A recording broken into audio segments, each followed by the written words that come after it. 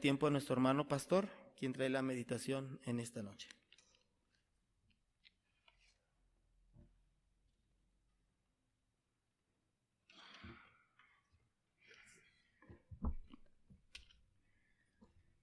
Abramos nuestra Biblia, hermanos, en la carta del apóstol Pablo a los Colosenses, en el capítulo 3. Colosenses capítulo 3. Vamos a leer los primeros 17 versículos.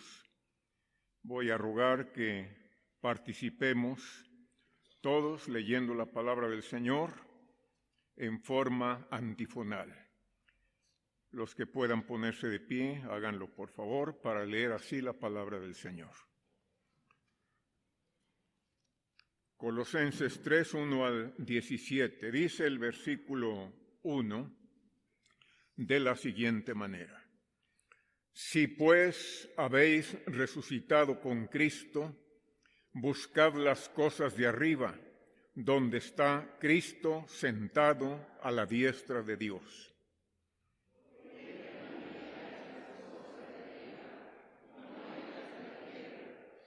Porque habéis muerto y vuestra vida está escondida con Cristo en Dios.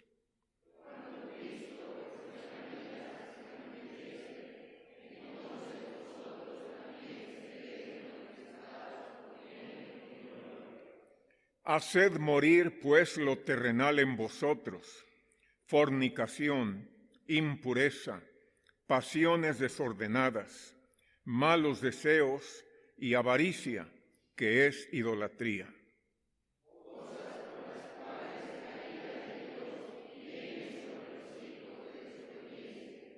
En las cuales vosotros también anduvisteis en otro tiempo, cuando vivíais en ellas.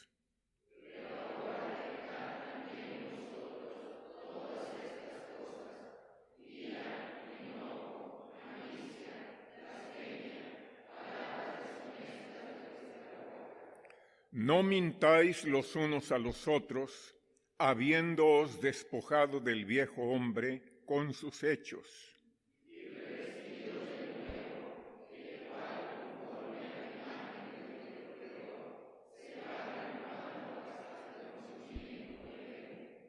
Donde no hay griego ni judío, circuncisión ni incircuncisión, bárbaro ni escita, siervo ni libre, sino que Cristo es el todo y en todos.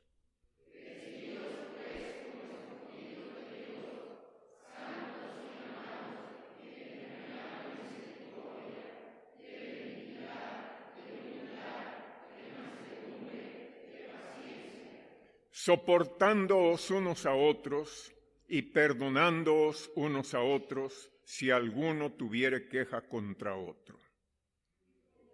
De la manera que Cristo os perdonó, así también hacedlo vosotros.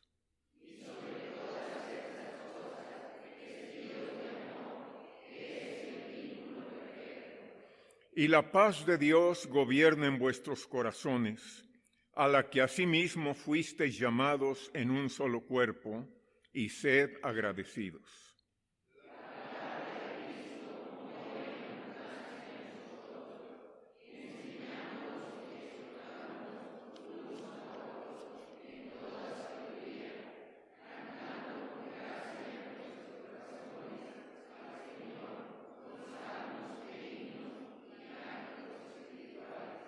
Y todo lo que hacéis, sea de palabra o de hecho, hacedlo todo en el nombre del Señor Jesús, dando gracias a Dios Padre por medio de Él.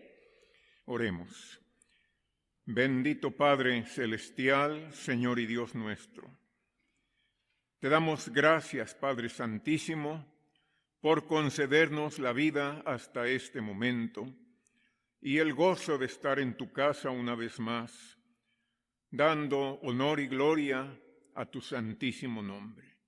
Muchas gracias, Padre, porque tú estás aquí en medio nuestro Gracias por tu palabra bendita que hemos leído en este momento. Gracias por cada uno de los hermanos que pudieron venir. Rogando, Señor, por quienes todavía puedan llegar, si alguien más viene en camino, ayúdale, Señor, a llegar oportunamente para que todos juntos meditemos en tu bendita palabra, recibiendo así el alimento espiritual que requiere nuestra alma, fortaleciéndonos en la fe al considerar cuántas cosas tan grandes y tan preciosas tienes tú para tus hijos. Señor, queremos rogar por los hermanos que no pueden venir por causa de fuerza mayor. Bendice, Señor, a los que están enfermos, allí donde están. Por favor, sé con ellos, consuélalos, dales la salud que ellos necesitan, que sin duda ellos te la están suplicando. Y, Padre, bendice a nuestros hermanos que están pasando por problemas, por aflicciones, por necesidades, por falta de trabajo, todo aquello, Señor, que muchas veces viene a ser una piedra de tropiezo que no nos deja avanzar, pero tú, Señor, nos has de llevar adelante en tu santo nombre, a pesar de las vicisitudes de esta vida, y nos das el triunfo, Señor, porque en Cristo somos triunfantes y vencedores. Muchas gracias, bendito Señor, por este momento que nos prepara para obedecerte en esta ordenanza hermosísima que tú nos dejaste, que tu palabra llama la cena del Señor. Permite que podamos meditar en tu palabra, reflexionar en ella, en este primer domingo de este año, pensando, Señor, en la consagración de nuestra vida en tus manos preciosas. Muchas gracias, Señor, porque nos has escuchado. Te alabamos, te bendecimos, te damos a ti todo el honor y toda la gloria, y te rogamos, Señor, que nos concedas escuchar tu voz. Perdona nuestras culpas y pecados, Señor. Líbranos de toda especie de mal, de toda tentación, de todo pecado. Bendito Señor, ayúdanos para que podamos llevar, por medio de tu Espíritu Santo, vidas santas como a ti te agradan, Señor, y que ese sea nuestro anhelo en todo momento, servirte y agradarte y darte la honra y la gloria que solamente a ti corresponde. Todo te lo estamos implorando con mucha gratitud, mi Señor, por suplicártelo en el nombre santísimo, en el nombre glorioso de nuestro Señor Jesucristo, tu amado Hijo, que dio su vida por nosotros. Amén. Gracias, hermanos, tomen su lugar. Bueno, como ya se ha mencionado, este culto tiene el carácter de consagración. Por eso vamos a meditar en este pasaje que acabamos de leer, bajo el título Vidas cristianas, vidas consagradas. La palabra consagrar tiene la idea de dedicar en forma definitiva la vida o algún objeto a un determinado propósito. La gente del mundo asocia la palabra consagrar o consagración al hecho de alcanzar el éxito en forma total. Por ejemplo, cuando dicen, este artista con su maravillosa actuación se ha consagrado como el mejor de todos. Pues esa es la idea del mundo, ¿verdad? Pero nosotros vemos en la palabra del Señor que la consagración era algo de suma importancia allá en los tiempos del Antiguo Testamento.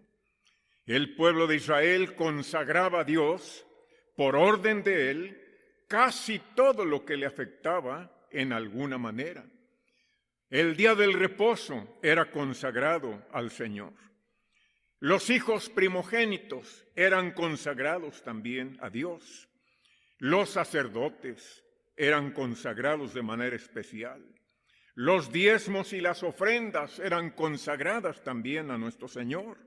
Los utensilios del templo, y desde luego el templo, cuando Salomón lo construye, realizan un culto verdaderamente glorioso para consagrarlo al servicio de nuestro Dios. Los utensilios, todas las cosas, los animales que debían ser sacrificados, todo era consagrado a nuestro Señor. Y en el Nuevo Testamento se nos enseña que los cristianos debemos consagrarnos totalmente a nuestro Señor y Salvador.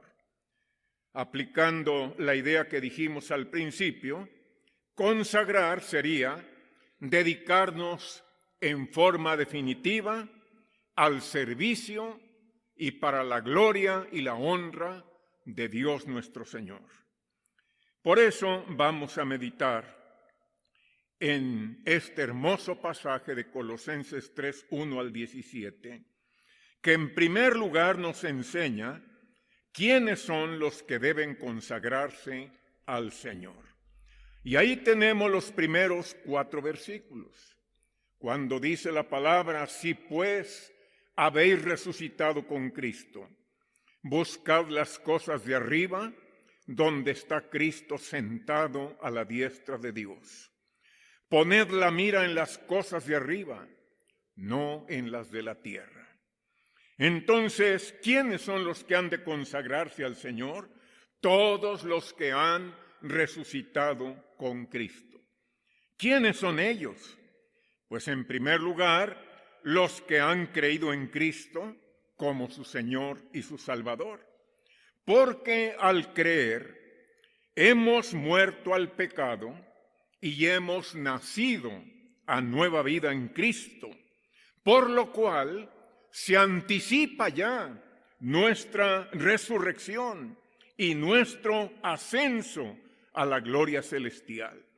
Eso es lo que quieren decir estas palabras que encontramos aquí en la Santa Escritura, cuando dice: porque habéis muerto, Colosenses 3:3, porque habéis muerto y vuestra vida está escondida con Cristo en Dios. Cuando Cristo, vuestra vida, se manifieste, entonces vosotros también seréis manifestados con Él en gloria. Bueno, aquí entonces encontramos que todo creyente en Cristo debe consagrarse amorosamente al Señor, porque Él se consagró con amor para dar su vida por nosotros. Él se entregó totalmente a un terrible sacrificio, y aún la Biblia dice que Él se humilló hasta lo más profundo al hacerse hombre, porque efectivamente hay una distancia enorme entre ser Dios y ser hombre. Cristo, siendo Dios, se hizo hombre para poder dar su vida por nosotros, para poder morir por nuestros pecados. ¿Cómo no iba a ser una humillación profunda y terrible? Y Él lo hizo consagrándose enteramente para bendición de nuestra vida. Por eso, todo creyente debemos consagrarnos al Señor, pero dicha consagración debe ser verdadera, no debe ser nada más de palabra, debe ser de hecho, con todo el corazón. Por eso en Proverbios capítulo 20, en el versículo 25, la palabra del Señor dice lo siguiente: lazo es al hombre hacer apresuradamente voto de consagración y después de hacerlo reflexionar. Como la palabra del Señor prevé tantas cosas, ¿verdad?, que quizá a nosotros nunca se nos hubieran ocurrido. Pero ahí está la palabra santa diciendo: si te vas a consagrar a Cristo, hazlo de verdad. No lo hagas nada más por guardar las apariencias. No lo hagas nada más porque otros lo hacen. Debes hacerlo de lo profundo de tu corazón, con toda tu alma, con todo tu ser, porque si haces voto de consagración y después reflexionas y después te olvidas de ese voto, estás cometiendo pecado. Pero vamos a ver en segundo lugar cómo podemos consagrarnos al Señor. Y allí entramos nuevamente en esta porción de la Santa Palabra, donde se nos dice en el versículo 5 algo sumamente importante. En primer lugar, vamos a ver, no es el versículo 5, disculpen, es en el versículo 2. Dice, poned la mira en las cosas de arriba, no en las de la tierra. Así que aquellos que se consagran a Cristo, al Señor, pueden hacerlo buscando fervientemente las cosas de arriba, las cosas celestiales, las cosas espirituales. Estas cosas, amados hermanos, en estos tiempos están siendo combatidas y están siendo ridiculizadas por todas partes en el mundo entero. Vemos como, por ejemplo, en los Estados Unidos de Norteamérica, una nación que siempre se consideró cristiana, ahora se prohíbe leer la Biblia, no solamente en las escuelas, sino también en muchos otros lugares. Se prohíbe hacer oración, especialmente cuando lo hacían en los actos oficiales. Yo recuerdo que en la toma de poder del presidente de la República, invariablemente era invitado el gran evangelista Billy Graham para que él hiciera la oración de consagración del presidente de ese país. Ahora eso ya ha quedado fuera totalmente. Y hay lugares, hermanos, allí en Europa, donde se ridiculiza la fe cristiana. En otras partes también se prohíbe. Por ejemplo, fue para mí una cosa muy triste saber que en algunos países del Medio Oriente está prohibido celebrar la Navidad. Es una prohibición total. Imagínense cómo se sienten los cristianos de esos lugares, ya de por sí perseguidos por su fe, y luego que se les prohíba adorar a Cristo, darle gloria y honra y celebrar que un día Él vino a este mundo a dar su vida por nosotros. Por eso la recomendación que nos hace aquí la palabra del Señor es de suma importancia. Hemos de buscar las cosas de arriba, no las de la tierra, dice la palabra, porque aquí estamos en la tierra y las cosas de este mundo están siempre asediándonos con una propagandística terrible. Y cuántas gentes incluso están tratando de apartar al creyente de su Dios. Hemos de consagrarnos al Señor entonces, buscando fervientemente las cosas de arriba, las cosas de Dios. Y para que no quede duda de qué se trata, dice, donde está Cristo sentado a la gloria de Dios, a la diestra de Dios, perdón.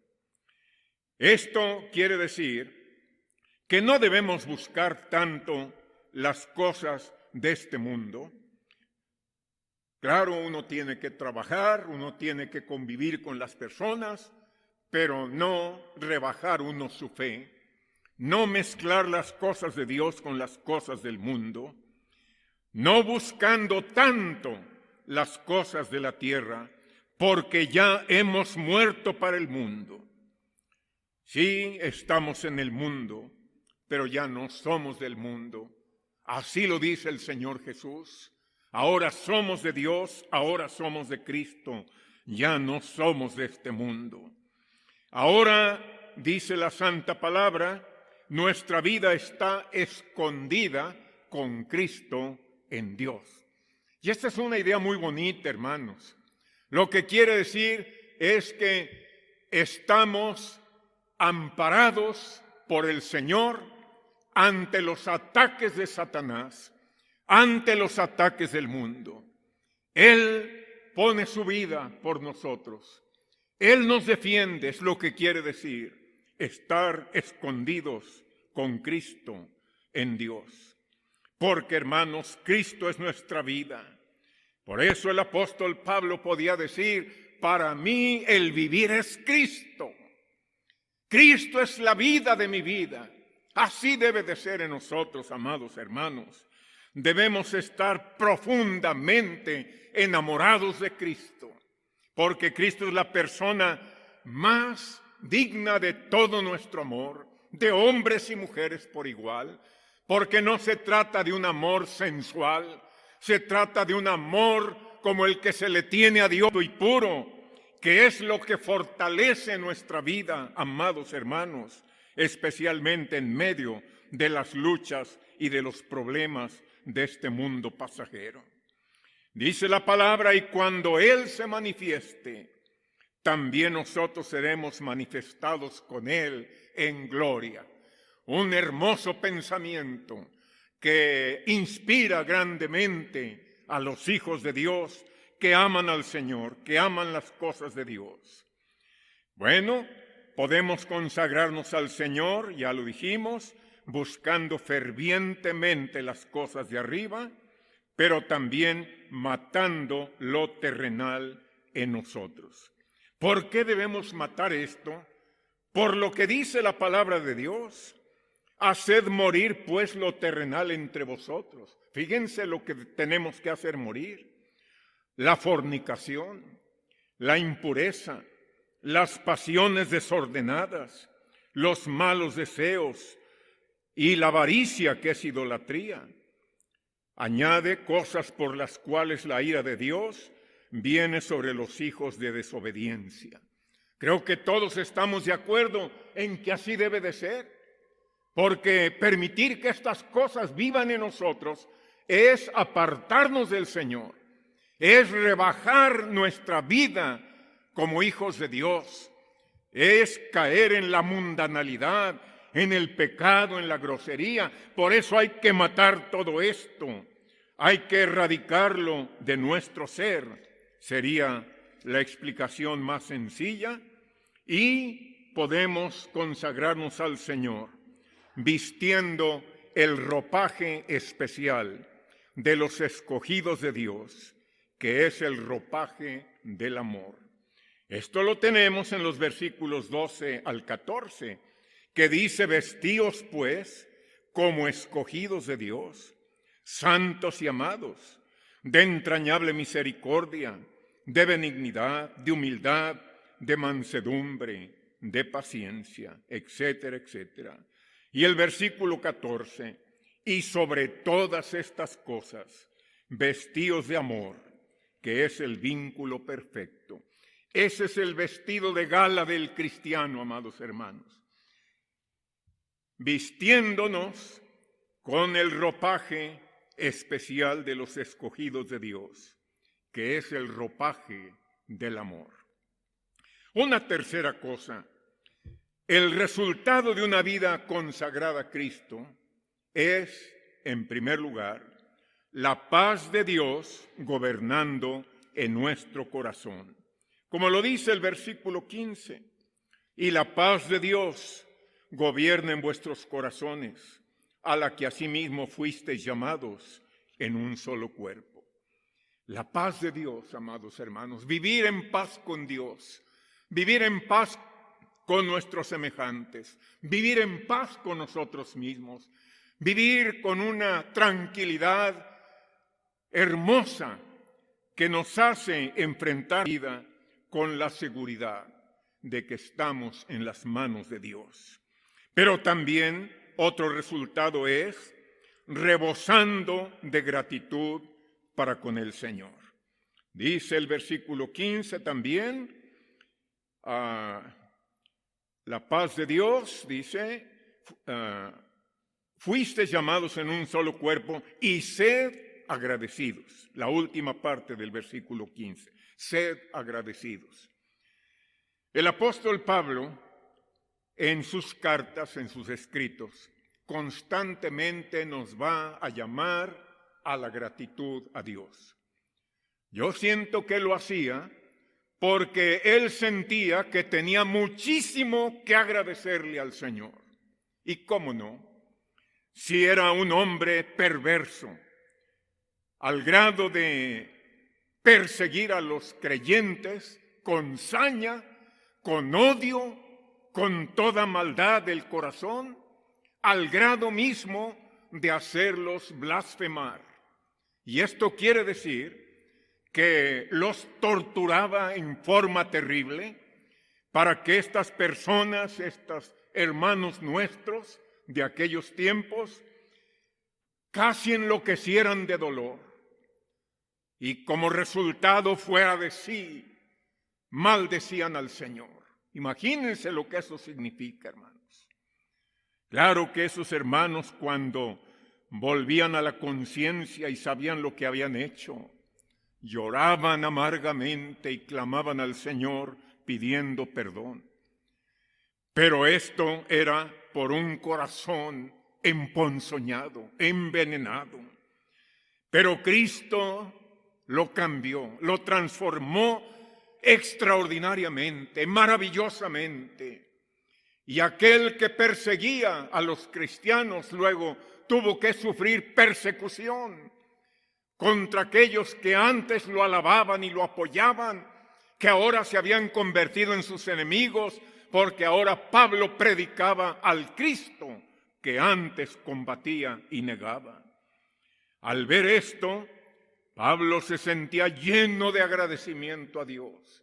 Y es lo que él quiere infundir en nosotros, una gratitud muy grande para con Dios. Que cada día le demos gracias en todo momento. Y también un resultado de nuestra vida consagrada a Cristo es abundar en la santa palabra del Señor. Versículo 16. La palabra de Cristo more en abundancia en vosotros, enseñándoos y exhortándoos unos a otros en toda sabiduría, cantando con gracia en vuestros corazones al Señor, con salmos e himnos y cánticos espirituales. Abundar en la palabra de Cristo, hermanos. Sumergirnos en ella. Navegar en estas páginas sagradas. Beberlas. Extraer el néctar precioso, lleno de un aroma delicioso, porque es la palabra de Dios que tanto necesitamos y que es lo único que puede llenar el corazón. Y otro resultado es enseñarnos y exhortarnos mutuamente con la sabiduría de lo alto. Y así lo dice la palabra, exhortándoos unos a otros en toda sabiduría. Un resultado más es tributar al Señor, que es espíritu, la alabanza y la adoración netamente espiritual que brota a raudales de nuestro corazón. Un corazón lleno del amor de Dios. Por eso la gran diferencia, hermanos, entre ser un creyente consagrado y un creyente nominal. El creyente nominal trata de cumplir con ciertos reglamentos y hasta allí nada más.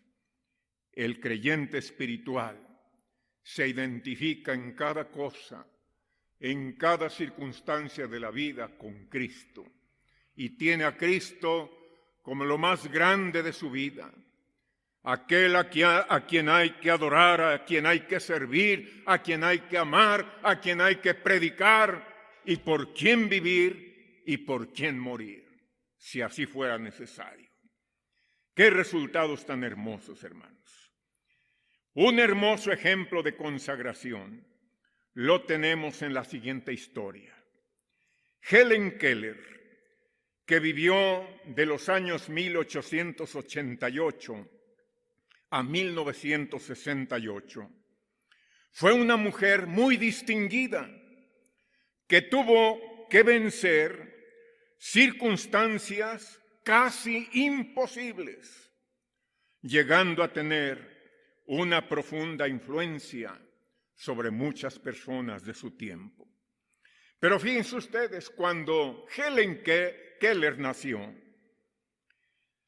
cuando tenía 19 meses de edad, sufrió una enfermedad muy rara que le privó de la vista, le privó de oír antes de que pudiera aprender a hablar. Entonces ya desde niñita, esta mujer fue muda, ciega y sorda. Algo terrible, ¿verdad? Efectivamente, porque casi la inutilizó totalmente.